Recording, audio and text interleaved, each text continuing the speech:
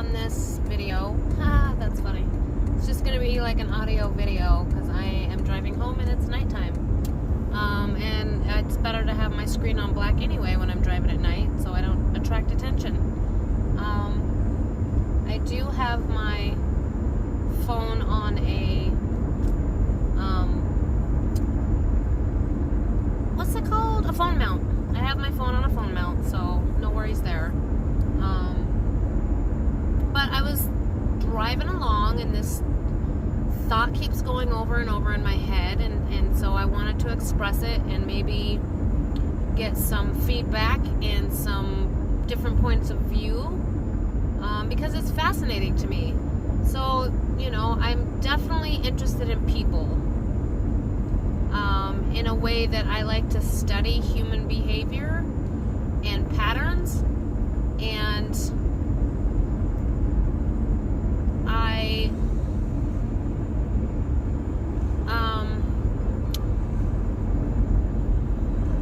I don't know that I do much more than study it, really, for my own interest. But if I had the capacity and the ability, I would definitely be, you know, researching, interviewing, those kinds of things. So I'm thinking about people, and I'm thinking, first I was thinking, why don't some people want to change? And then I'm thinking, well, no, everybody's got to want to change. Everybody wants to get better and expand and grow. And then I thought, no, that's not true. Some people seem to be perfectly happy in their, and by change I mean, their, oh gosh, like their expansion of their mind, their growth of their mind, not, you know, like getting a better job and making more money kind of growth. And there's a police officer coming up. So not everybody wants to change those things. They've etched that story in their minds for so long, that they believe it fully themselves, and are so etched in that they don't consider the idea of thinking another way or doing things another way or being anything other than what they are. They fully accepted, I guess you could say in some senses, that they are the way they are, and as far as their imagination is allowing them, that's how that is. Like, you are the way you are, and that's it. It's bizarre to me that there's probably a large percentage of people that go through their life just being satisfied with how they think and what they think and how they behave and the choices they make. I guess for me, because I don't know if I want to say I'm opposite of that, but it's a continual process for me. I'm always wanting to learn something more, to be something more, to do more, to think in ways that I haven't thought before. That's why I love input from other people, because I do tend to have a very black and white brain, I call it, because I sometimes have trouble thinking outside of the box. Sometimes not the case. Sometimes if I'm problem solving, like an actual problem, I come out of left field with something that's can solve the problem, but on a normal daily basis, I don't think that way. I tend to think very black and white, and I guess you could say habitual. You know, I have my thought patterns and the way I do things, and I like to stay within that because I like my comfort zone. And comfort zone's a good not a good analogy, but a good phrase to use for that kind of behavior that I'm talking about. Is, you know, some people are not interested in going outside of their comfort zone. But why? Why is that? Is it genetic? Is it like their DNA? Is it fear? I'm sure for some people it's fear. It's a scary thing to go outside of your comfort zone and expand. But fear of what? Failure? Ridicule? Not knowing the answers? For me, I definitely know that in some instances I have found that I'm fearful of not knowing the answer. I suppose I could be described by some people as a know-it-all. I do tend to come across that way. I've caught myself coming across that way. I do tend to behave that way because I do absorb a lot of information and I like knowing the answers to things, not because I want to know it all, but because I get excited that I know the answer, so I'm always trying to absorb more and think in ways that I might not have thought on my own. And when I hear somebody else's perspective or idea, I love when you have those moments and you're just like, oh my God, I never thought of it that way. Those are like the best moments in life for me, especially on something, deep and profound that you're like, wow, I never thought of it that way. I hadn't even considered the possibility. And, somebody else that might have given you that thought had never really considered the possibility of the way you thought of it. And that too is fascinating to me. So, I was thinking about, I was listening to a video the other day where I forget what the question was, but the person doing the video was like, how do you, it had something to do with money, I know that. Dude, this truck is all over the road. You better wake up, buddy. Pull over or wake up.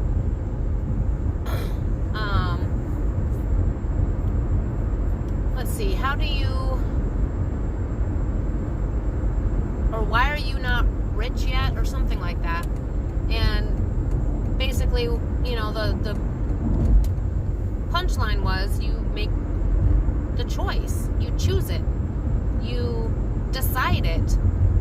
And yeah, that sounds well and dandy, but okay, I make lots of decisions about things I'm going to do with my life all the time, but it doesn't come to fruition.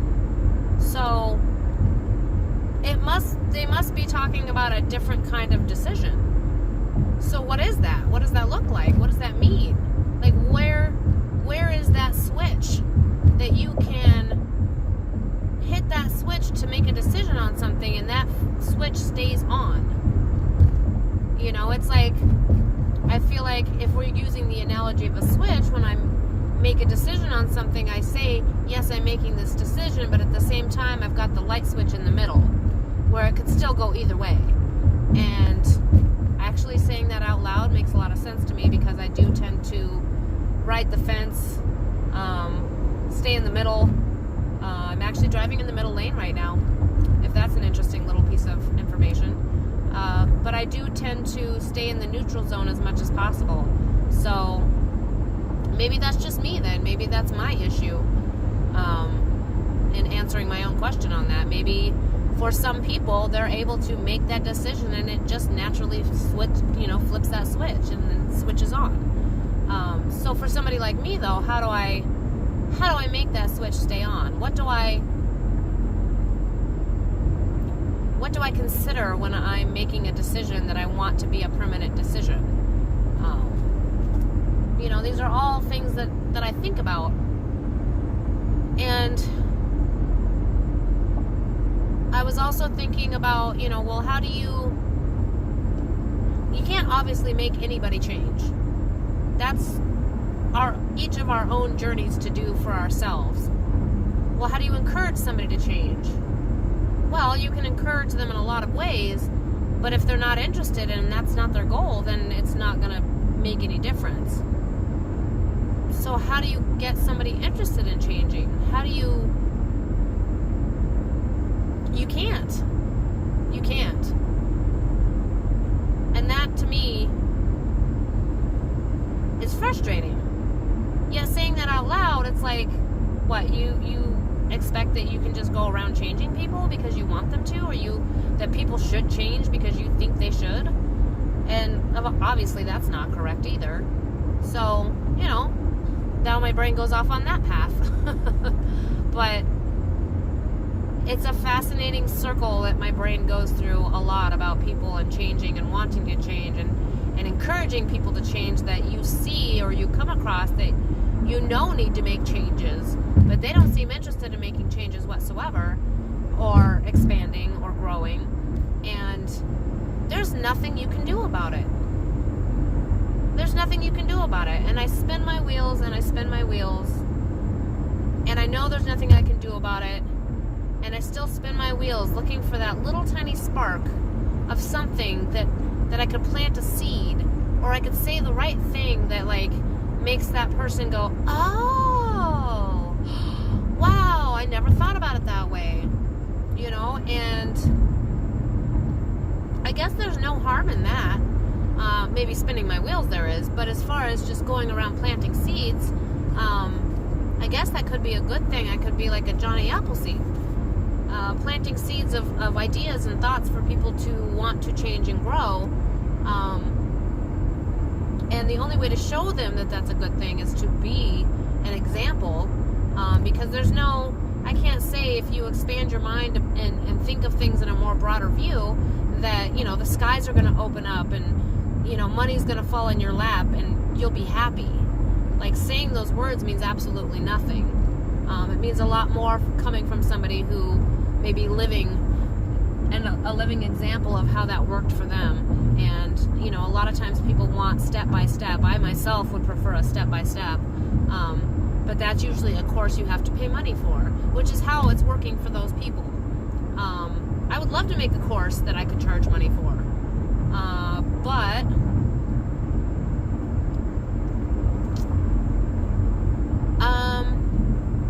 I guess there's a part of me that doesn't feel like I would be able to provide enough value to earn that money. And if I'm going to be getting money from someone or something, deep in my core, like, I need to have earned that money. So, you know, there's that. I cannot believe I've only been talking for 12 minutes because it feels like I've been talking for a long time now. And I've said so much already, I feel like. I must be talking extremely fast. If I am, I apologize. You can always slow down the speed of the video if you need to. I guess, I don't know why I'm talking so fast, but I guess because it's an idea and a thought that really fascinates me, and saying things out loud sometimes helps you either A, stop ruminating about it, or B, work things out. You know, can't tell you how many times I've, you know, had a problem and I was talking it over with somebody, and just saying it out loud, the answer came to me, and I'm like, oh, wait a minute, I just answered my own question, I just solved my own problem. I just, you know, it's that easy, you know. So I do like to be able to verbalize those things, and the only reason I put it out on YouTube is that, you know, maybe my rambling will create a spark for somebody else, will plant a seed for somebody else. There's no like selling point to this whole thing. I just still can't wrap my brain around why anybody would not want to be a better person and grow and expand. These narrow-minded people who think that something is one way and that's it, and they've got their opinion about it, is very difficult for me because, again, I'm very neutral pretty much everywhere. I don't form opinions about other people or things usually because I don't know the whole story. And if I don't know the whole story, then I have no room to make any judgments. I don't want to be judged for things that people only know the half the story about me, so why would I do that to other people? You know, it's just my nature, and it's very frustrating and almost painful for me to listen to people judging other people, especially if it's something that I think is rather shallow, I guess you could say. You know, like, I don't I don't judge people on what they're wearing. Whatever choices they make for their wardrobe has nothing to do with the person inside. It has nothing to do with them being a good or bad person. At the end of the day, I guess that's what I'm more concerned with is, are they a good person or a bad person? Are they a happy person or a hurting person? You know, those are the lines I think about. I don't think about, you know, oh God, they must be a loser because they dress like such and such. And I can't understand that way of thinking either. It just absolutely boggles my mind. So, you know, there's funny things like that make me feel so different from a lot of people I come across. And I guess that's part of the reason I seclude myself for the most part. I don't have any people that I really hang out with. Not that I have time. The people I hang out with are my coworkers because I spend 10 hours a day with them. So, and, you know, to be honest, I'm fairly happy with most of my coworkers.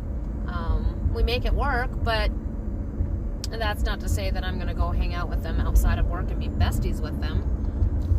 Because I think that creates scenarios that cause problems later on down the road. So, I've enjoyed many people I've worked with over the years. So, only in rare instances do I ever become, you know, like, friendly outside of work with people.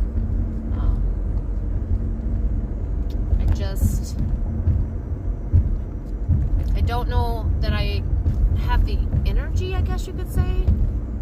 I don't really have the time, and the little bit of time I'm not at work, I don't want to be doing it peopling more.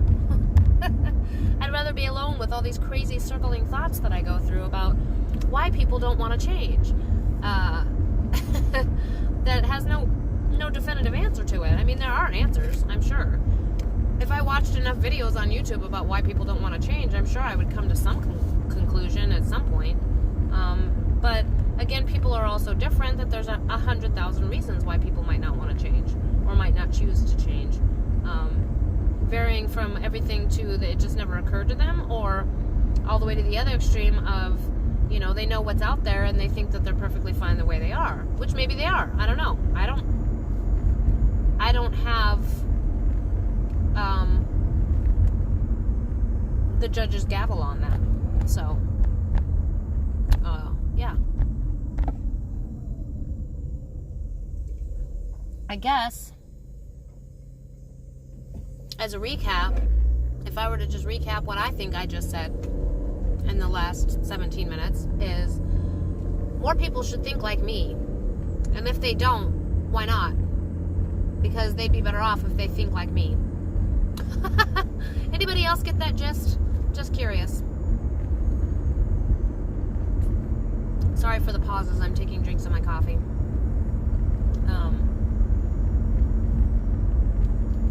I have these funny little things in my brain that, oh my gosh, I wish you guys could see the moon. Oh, wow. So it was, let me just try to describe this to you. It was slightly up in the sky when I left and has now sunk down to the horizon. It's like a 2/3 moon, I would say. Or a 3/4 moon, I guess it would be, because we go in quarters, don't we? It's just barely visible over the horizon, and it has turned like glowing red orange. The last time I saw, I should probably be paying attention to the road, not looking at the moon. The last time I saw a moon like that, it was like fire season, which actually was about this time of year last year. So maybe there's some wildfires going on somewhere that I'm not even aware of yet. Because the only times I've ever seen the moon turn that color is during wildfire season. It is absolutely stunning. And I don't have the kind of camera that can take good pictures of the moon. Oh, I wish you guys could see it.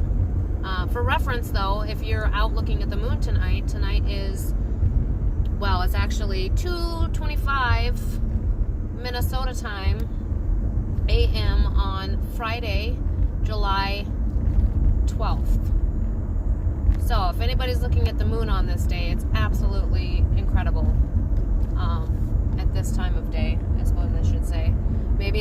partly the sun starting to come around, reflecting off of it. I don't know. Anyway, I totally lost my train of thought now. I got all discombobulated by the moon. I think I pretty much wrapped up all the circles I could say about people and changing, and how fascinating it is that how people's brains work, or the psychology of how people's brains work, I guess you could say. And yeah, I think that's about it for this go round. I'm going to wrap this up and let's talk about it. Like, if anything in this video made you go, oh my gosh, feel free to leave a comment. You know, I try to respond at least to some degree to all the comments I get. I try to, you know, at least hit the like button if I'm at work and I'm not able to respond. And then sometimes I forget to come back to them. So, but, you know, what are your guys' thoughts on this? Or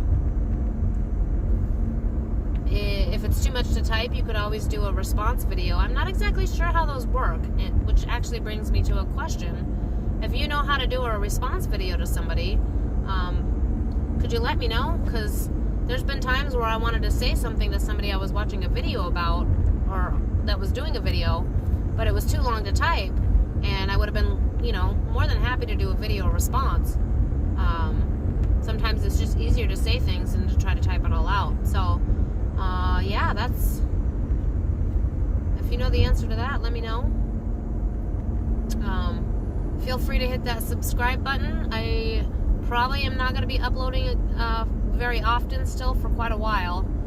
So there won't be videos terribly frequently, but feel free to look back on any of my old videos that might interest you. I think I might at some point go back and delete a bunch of them, just because I watched quite a few back a while ago, and that's part of the reason I stopped doing videos for a while. Was I just come across like I'm complaining the whole time, and that's not my intention at all. My intention is to be uplifting and encouraging and tell, you know, the things that I go through, but in a way that lets people know that, like, yeah, I go through shit too, but this is how I deal with it. This is how I get through it, in hopes that, you know, something might help somebody else who might be going through something. So, yeah, I still probably won't be uploading for a while, though, because I still have quite a few bad days where all I want to do is bitch and moan, and that's not my intention. But feel free to hit the subscribe button. I'm still trying to get to 100 subscribers. Hit the like button, and yeah, have a wonderful Friday. I hope it's a beautiful day where you're at, and don't take things too seriously. Remember to let loose a little bit and not take everything so seriously. That's something that if I could find the right mantra for that, I'd get it tattooed on my arm, because I tend to get very serious and, you know, too uptight about things, and I forget to let loose. Like, I hardly ever let loose, actually. So, yeah, that'll do her. See ya.